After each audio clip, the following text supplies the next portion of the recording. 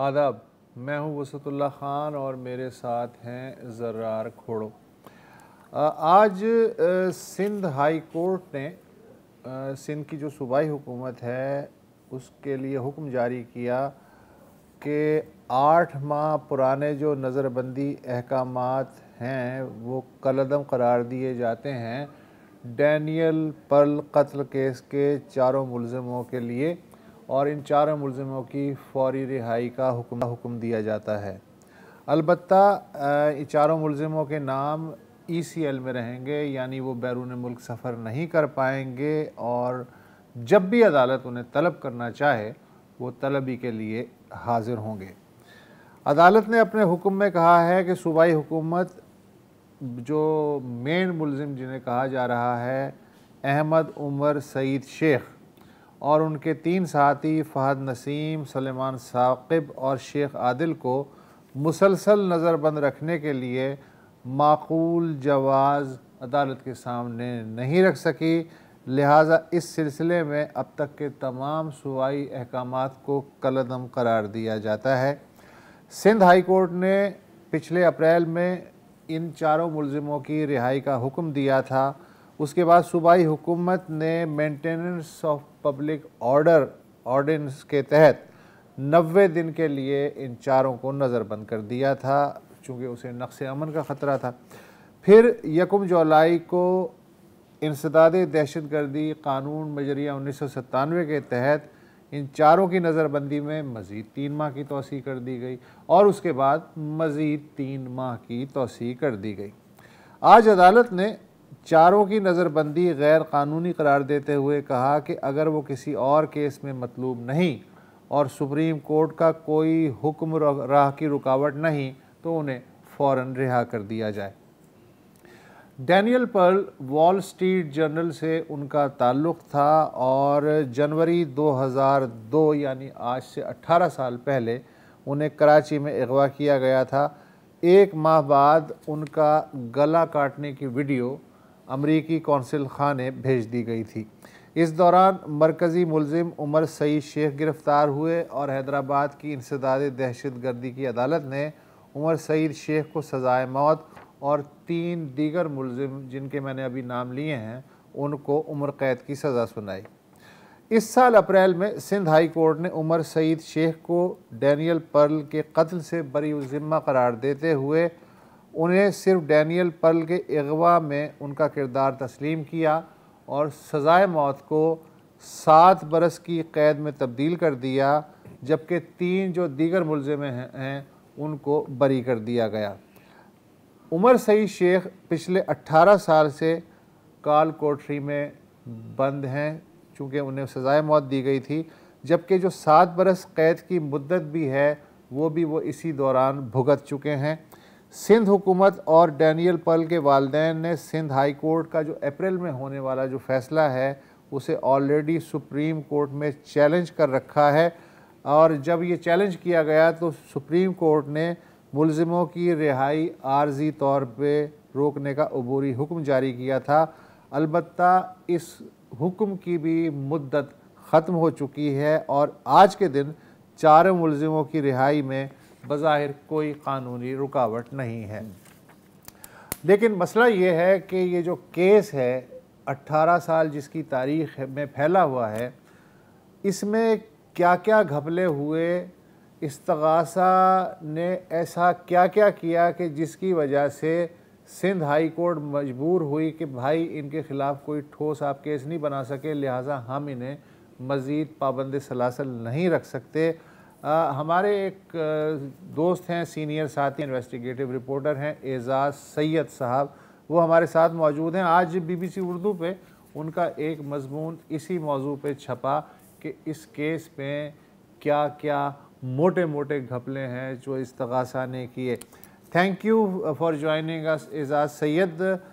आपने का जो मैंने आर्टिकल पढ़ा और ज़रार ने भी पढ़ा वो बड़ा एक फ़िल्मी अंदाज में शुरू होता है कि 6 फरवरी 2002 DIG जावेद नूर की लाहौर की रिहाइशगाह पे होम सेक्रेटरी पंजाब एजाज शाह उमर सईद शेख को हवाले करने पहुंचते हैं।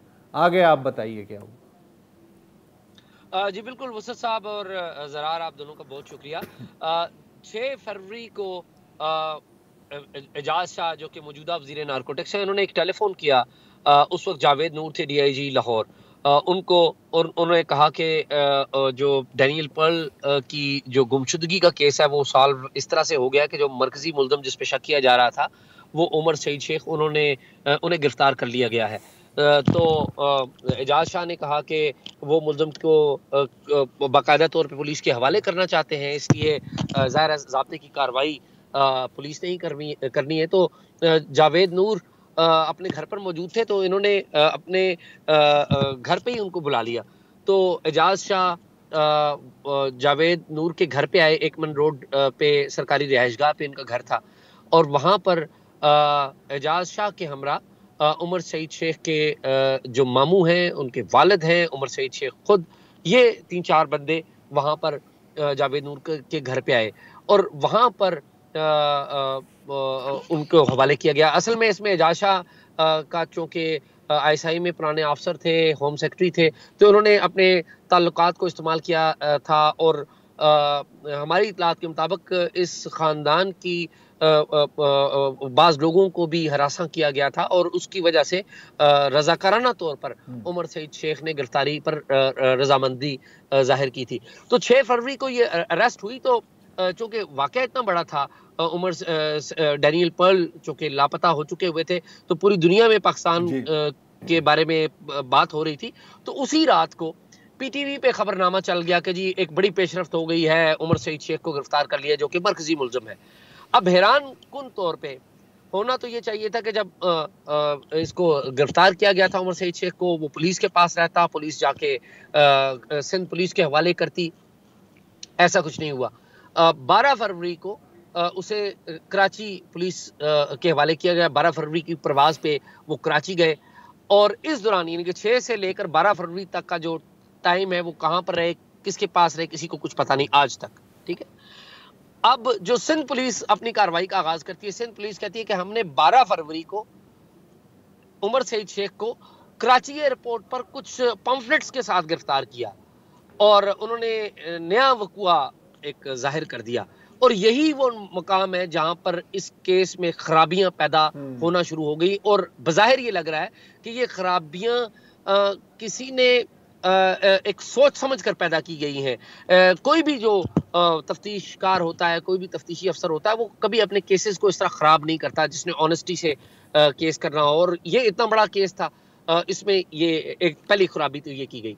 फिर दूसरा जो इस्तिगासा ने एक केस तैयार किया, इस्तिगासा का केस ये था कि जो डैनियल पर्ल का अगवा है और बाद में जो कत्ल है, वो 11 जनवरी 2002 को एक साजिश हुई थी अकबर इंटरनेशनल होटल के एक कमरे में, जहां पर डैनियल पर्ल, आसिफ फारूकी जो कि एक सीनियर सहाफ़ी है, उनके साथ आसिफ फारूकी उनके साथ डैनियल पर्ल के साथ काम करते थे। तो आसिफ फारूकी और डैनियल पर्ल एक बशीर नामी शख्स से मिले थे, और बशीर जो है वो दरअसल उमर सईद शेख है। तो इन्होंने इस्तिगासा ने कहा कि ये एक साजिश तैयार हुई, लेकिन इस्तिगासा ने जो चालान पेश किया उसमें ये साबित नहीं किया कि फहद नसीम और सलमान साकिब जो कि 2 बाकी मुल्ज़मान हैं, वो उस जगह 11 जनवरी को रावलपिंडी में मौजूद थे। तो ये मामला भी यहाँ पर ख़त्म हो गया। फिर जो तीसरा बड़ा बात है, मैं वैसे तो बहुत सारी बातें, मैं 3-4 मोटी-मोटी बातें आपको बता रहा हूँ। तीसरी बड़ी बात ये है कि फहद सलीम और सलमान साकिब, इनके बारे में कहा गया इस्तिगासा की तरफ से कि इनके लैपटॉप से डैनियल पर्ल के अगवा के बाद रैंसम के जो मुतालबात थे वो किए गए थे, और इनका जो लैपटॉप है वो उसको जो केस का हिस्सा बनाया गया।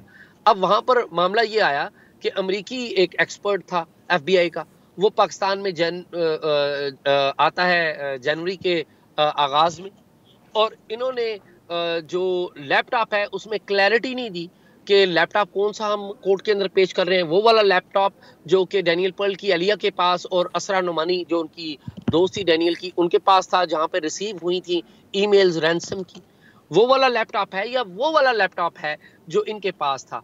तो ये जो एविडेंस की जो जी चेन है वो इसमें खराब टेम्परिंग की गई और जी इसमें टेम्परिंग की गई, टेम्परिंग की गई और गलती भी की गई, और ये भी जानबूझ के हुई, ये भी जानबूझ के हुई। और आखिरी और सबसे बड़ी बात, आप सुन के ये हैरान होंगे कि इस्तगासा अदालत के अंदर डैनियल पर्ल के कत्ल को आज भी साबित नहीं कर सकी।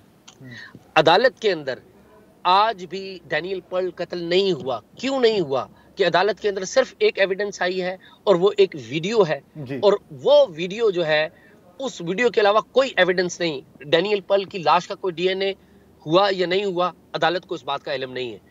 हम ज़ाहिर है अदालत के ऊपर पूरी दुनिया में सवाल उठाया जाएगा कि जी अदालत ने ये फैसला दे दिया, या क्योंकि ज़ाहिर एक बहुत बड़ा केस था। अदालत वही केस देखती है जो फाइल के सामने चालान की सूरत में अदालत के सामने पेश किया जाता है। आला कत्ल भी नहीं मिला आज तक, और बिल्कुल आला कत्ल भी नहीं मिला कि किस आला कत्ल से किया गया। और इससे भी काट रहा हूं सर, आपकी बात काट रहा हूं, ये आपका बड़ा अच्छा पॉइंट है कि अदालत केस नहीं देखती जो मीडिया में रिपोर्ट हो रहा है या सब लोग देख रही होती है, वो केस देखती है जो उसके सामने फाइल में होती है। एक वक्फा लेते हैं और फिर इसमें मजीद बात।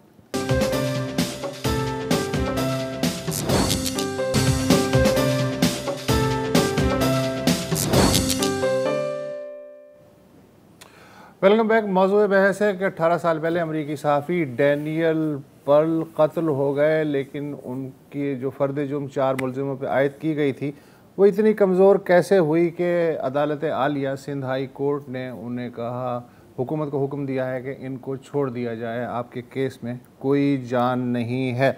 ना आला कत्ल बरामद हो सका 18 साल में, ना मकतूल की लाश मिली। वाहिद जो कत्ल का सबूत है वो वीडियो है जिसमें कि उनके गले पे छुरी फेरी जा रही है। एजाज़ सैयद हमारे साथ हैं, इन्होंने BBC पे जो आर्टिकल लिखा है उसमें जो बड़े बड़े इस्तगासे के घपले हैं उन पे इन्होंने बात की है, आधी बात की है, आधी अभी रहती है। एजाज़, आपका जो मजमून है उसमें दो तीन इंटरेस्टिंग चीज़ें हैं जिनका मैं ज़िक्र कर देता हूँ कि जो कॉल डेटा इस्तगासे ने पेश किया कि ये उमर सईद शेख का है अदालत के सामने, वो दरअसल ना उनका फ़ोन था ना उनका कॉल डेटा था, ये कोई मिस्टर सिद्दीकी थे कराची के, उनका डेटा साबित हुआ।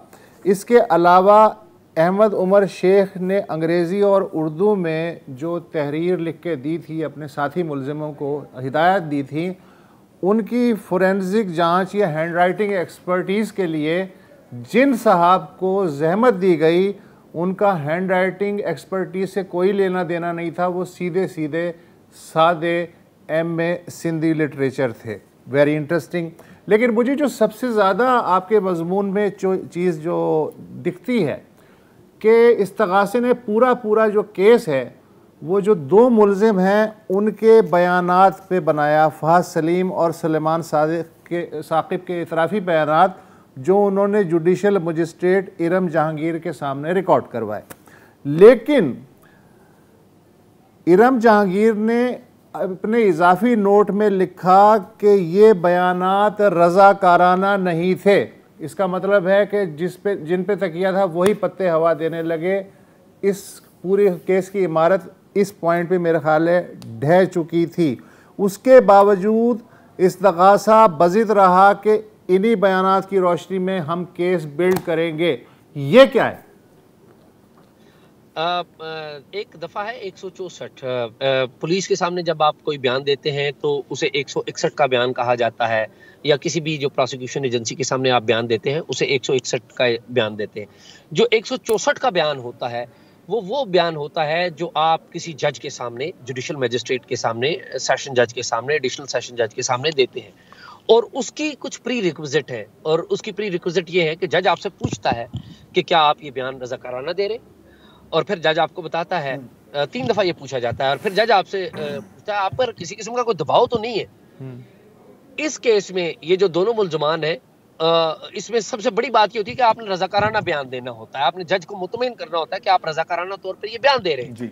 तो इरम जहांगीर ने इन दोनों मुलजमान से, जो कि पहले से कस्टडी में थे, और वहां पर भी वो पुलिस और चंद दीगर जो सरकारी एहलकार हैं उनके साथ वहां पर आए थे, इनसे पूछा गया कि क्या आप रज़ाकाराना बयान दे रहे हैं, कहीं आपको तशद्दुद का निशाना तो नहीं बनाया गया।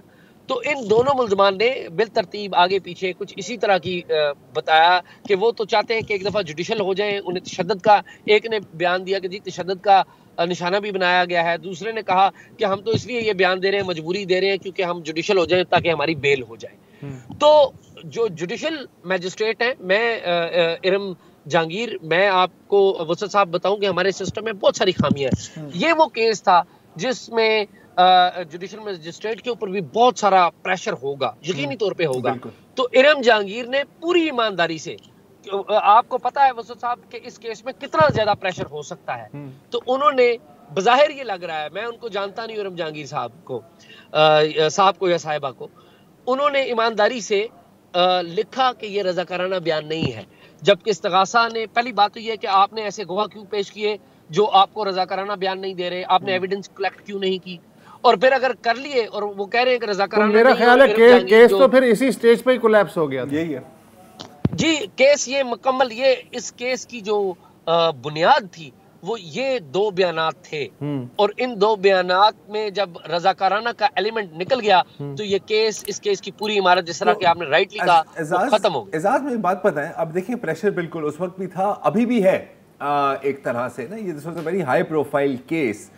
क्या अभी ऑप्शंस हैं हुकूमत के पास, अगर वो चाहे कि उमर सईद शेख ना रहा हो या किसी तरह उनको दोबारा हिरासत में लिया जाए, बिकॉज जाहिर है कि इसका भी एक नेगेटिव इम्पैक्ट होगा। अब एमपीओ तो आप मजीद नहीं लगा सकते, तो कोई ऑप्शंस बची भी हैं या नहीं?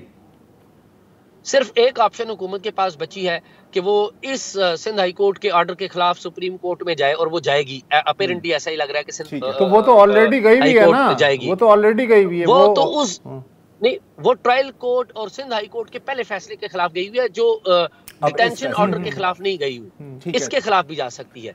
एक बात तो ये है। दूसरी बात यह कि असल में ये केस तो तहकीकात की सतह पर ही खराब हो चुका है। ट्रायल कोर्ट ने जो एक वर्डिक्ट दी, उसके मुकाबले में हाई कोर्ट की एक वर्डिक्ट आ गई। और आप देखिए, जब भी इंडिपेंडेंट एप्लीकेशन ऑफ लॉ होगी, चाहे वो हाई कोर्ट हो चाहे वो सुप्रीम कोर्ट हो, उसका नतीजा वही निकलना है जो निकल चुका है। आप कानूनी तकाजे अगर आप देखेंगे, कानूनी एतबार से केस की फाइल देखेंगे, तो केस की फाइल को खराब कर दिया गया, केस में जान ही नहीं छोड़ी गई, और आप खुद पॉइंट आउट कर चुके हुए कि जो केस की बुनियादी इमारत थी। एक और सवाल, ये क्या एक बड़ा टिपिकल एग्जांपल है या ये एक एक्सेप्शन है? मतलब जिस तरह ये एविडेंस कलेक्शन की गई, जिस तरह प्रोसिक्यूशन की गई, जिस तरह ये गवाहों के साथ ये हुआ है, ये सिस्टम ही ऐसा है या जानबूझ के हुआ? मतलब और कितने केसेस में आपने इस तरह का देखा है, इस तरह के हाई प्रोफाइल केसेस में? मलिक इसाक का एग्जांपल आता है मेरे ज़हन में। बहुत सारे ऐसे केसेस हैं जिसमें हमने देखा है कि जब हुकूमत और हमारी जो रियासत है वो सीरियस लेती है, तो मैं आपको पूरी ईमानदारी से कह सकता हूँ, मैं सीटीडी के ऐसे केसेस को जानता हूँ, एफआईए काउंटर टेररिज्म के ऐसे बहुत सारे केसेस को जानता हूँ, और जिसमें जो हमारे पास पुलिस के और एफआईए के जो इन्वेस्टिगेटर्स हैं, जो काउंटर टेररिज्म के इश्यूज को, टेररिज्म के इश्यूज को देखते हैं, वो बड़े समझदार हैं। उनको केस की जो सेंसिटिविटीज होती हैं उनका बिल्कुल पता होता है, वो इस तरह गलतियां नहीं करते। लेकिन ये उन केसेस में मैं कहूँगा सर फहरिस्त है जिनमें जानबूझ के गलतियां अपेरेंटली की गई हैं, और ऐसा दिखता है कि इस केस को जानबूझकर खराब करने की कोशिश की गई है कि किसी न किसी सूरत में ये जो फायदा है अल्टीमेटली मुल्ज़मान को मिलेगा। और आखिरी बात मैं जरूर ऐड करूंगा कि इस सारे केस में एक तो वो मामला है जो कोर्ट के अंदर है और जो इन्वेस्टिगेशन हुई है, इस सारे केस में एक बाहर का मामला भी है कि इस केस में आपको पता है जो खालिद शेख मोहम्मद हैं, उन्होंने भी एक कन्फेशन दे चुके हैं अमेरिकन अथॉरिटीज के सामने, और अमेरिका की जो ग्वांतानामो बे है उसमें उन्होंने अमेरिकन जो मिलिट्री जो कोर्ट है उसके सामने उन्होंने कन्फेस किया है कि डैनियल पर्ल को उन्होंने अपने हाथ से कत्ल किया था। तो अब ये जो केस है ये वैसे ही इस सारे सिस्टम से या इस सारी जो बहुत शुक्रिया एजाज, बहुत सॉरी, वेरी सॉरी, बात कहूं केस फारिग हो गया। अब मैं ख्याल वही जैसे एजाज कह रहे थे, हुकूमत के पास एक ही ऑप्शन है, सुप्रीम कोर्ट के पास जाना। वहां क्या होता है पता नहीं, एक वक्फा लें।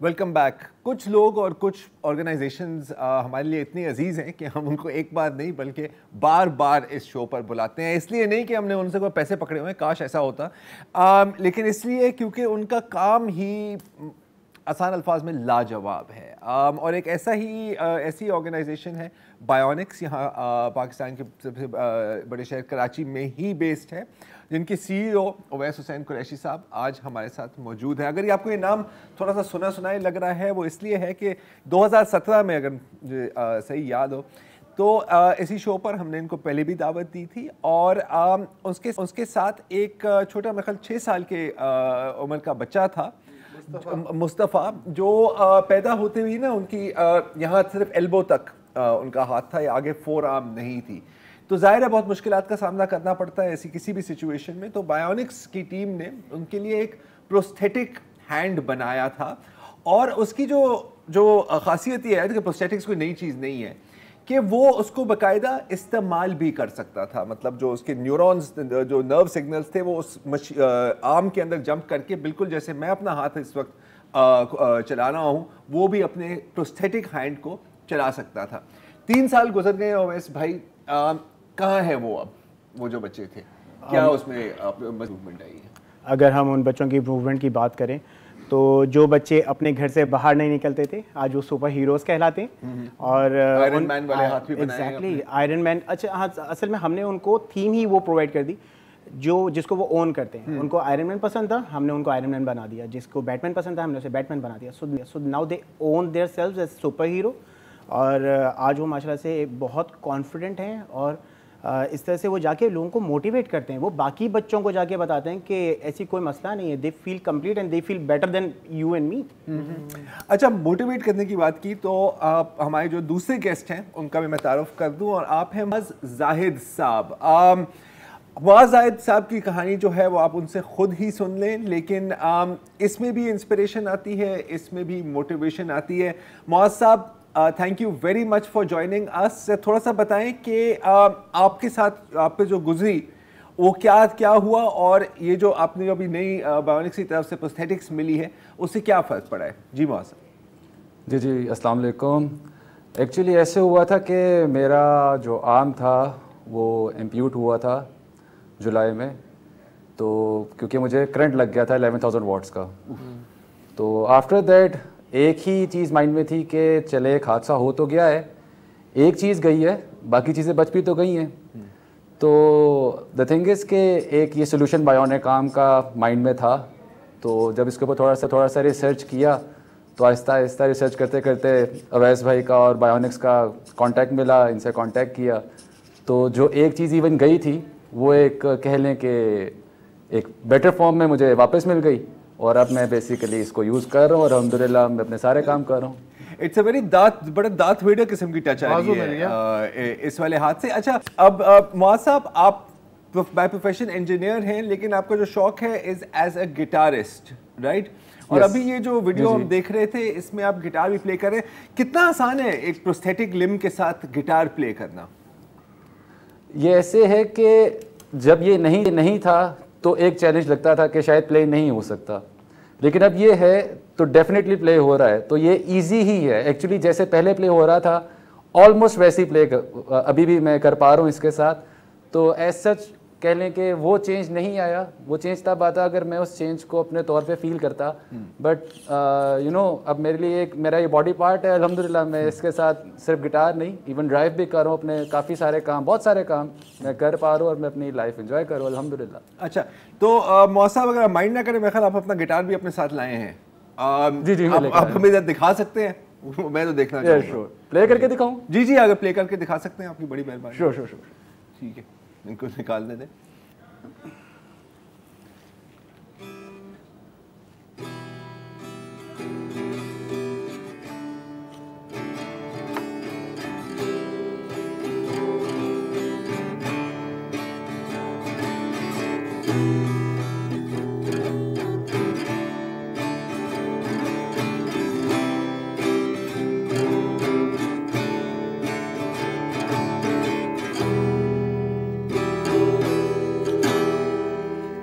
Very good, thank you so much.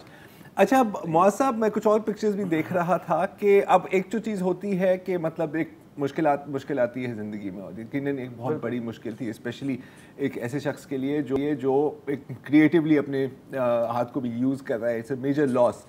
और भी ज़ाहिर है लोग होते हैं शायद ज़्यादा बड़े एक्सीडेंट्स का सामना करना पड़ता है, और मैं देख रहा था कि अब आपने ये भी एक काम शुरू कर दिया है कि आप उनसे मिलते हैं और उनको मोटिवेट करते हैं। कुछ उसकी पिक्स भी हमारे पास हैं, हम वो भी चला रहे हैं स्क्रीन पर। तो आप मुझे बताएं कि कितना फ़र्क पड़ता है, मतलब ज़ाहिर है कि आप एक दूसरे की सिचुएशन को अंडरस्टैंड कर सकते हैं जब वो देखते हैं कि आप हैं और आपके पास ये प्रोस्थेटिक भी है और अल्हम्दुलिल्लाह you are living a perfectly normal life. कितनी इंकरेजमेंट मिलती है? बेसिकली ऐसे है कि इंकरेजमेंट तो सबसे पहले जिस सिचुएशन से मैं गुजरा, जब मैं किसी और से मिलता हूँ सिचुएशन के अंदर, तो एक कुछ कहे बगैर ही इवन एक अंडरस्टैंडिंग बन जाती है कि मैं उसको फील कर पा रहा होता हूँ कि यार वो अभी इस सिचुएशन में क्या फील कर रहे हैं, उनके चैलेंजेस होंगे इन फ्यूचर, ठीक है।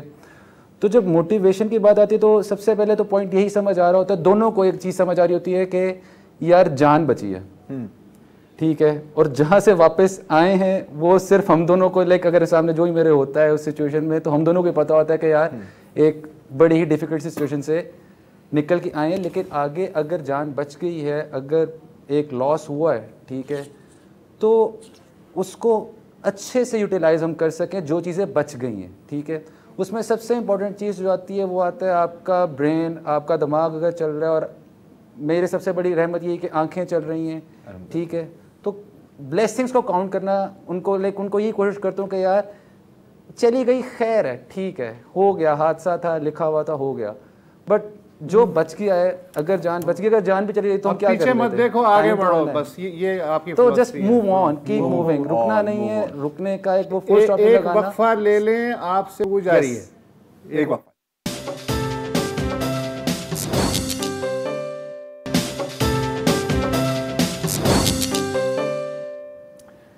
Welcome back. अच्छा ओवैस भाई, अब इस तरह की जो टेक्नोलॉजी है वो मुझ जैसे नॉन टेक्निकल जाहिल किस्म के लोगों के लिए एक मुआजा ही है। अब और एक बहुत मेरे लिए फ़ख्र की बात है कि पाकिस्तान में ये डेवलप हो रही है, अभी यू कैन मूव इट। अब इसको मज़ीद प्रमोट करने में क्या आपको मुश्किलात का सामना करना पड़ता है? मतलब कौन सी वो जो लूप होल्स हैं जो क्लोज़ करने के, या कौन से हर्डल्स हैं जो हमें पास करना है? अगर ये काम हो सकता है, मतलब कि ये बड़े पैमाने पर भी हो सकता है। देखिए, सबसे इम्पॉर्टेंट बात यह है कि हमने बग़ैर किसी सपोर्ट के आज तक यहाँ तक सफ़र तय किया। जो हमने कंस्ट्रेंट्स फील किए उसमें सबसे इम्पॉर्टेंट चीज़ थी कि पाकिस्तान में टेक्नोलॉजी एक्वायर करना, किसी टेक्नोलॉजी को लाना बहुत मुश्किल होता है। सबसे पहले आपको फंड जनरेट करना है कि आप नई चीज़ को यहाँ पे प्रोक्योर करें, प्रोक्योर करने के बाद उसको कस्टम से क्लियर करवाएं, चीज़ें करें, तो that takes a lot of time. जब तक आप वो चीज़ को प्रोक्योर करते हैं तो आपको पता चलता है आपकी टेक्नोलॉजी आगे बढ़ चुकी है, आउटडेट हो गई। एग्जैक्टली, दिस इज थिंग सही। तो ना कि सिर्फ ये चीज़, बल्कि गवर्नमेंट और प्राइवेट सेक्टर्स, हम हर चीज़ की जिम्मेदारी गवर्नमेंट पे नहीं डाल सकते। Private sectors have CSR and things जी। तो हम चाहते हैं कि गवर्नमेंट और प्राइवेट सेक्टर्स मिल के इन चीज़ों के ऊपर काम करें। कोई डिपार्टमेंट रिसर्च एंड डेवलपमेंट पे काम कर जाके फंड कर दे।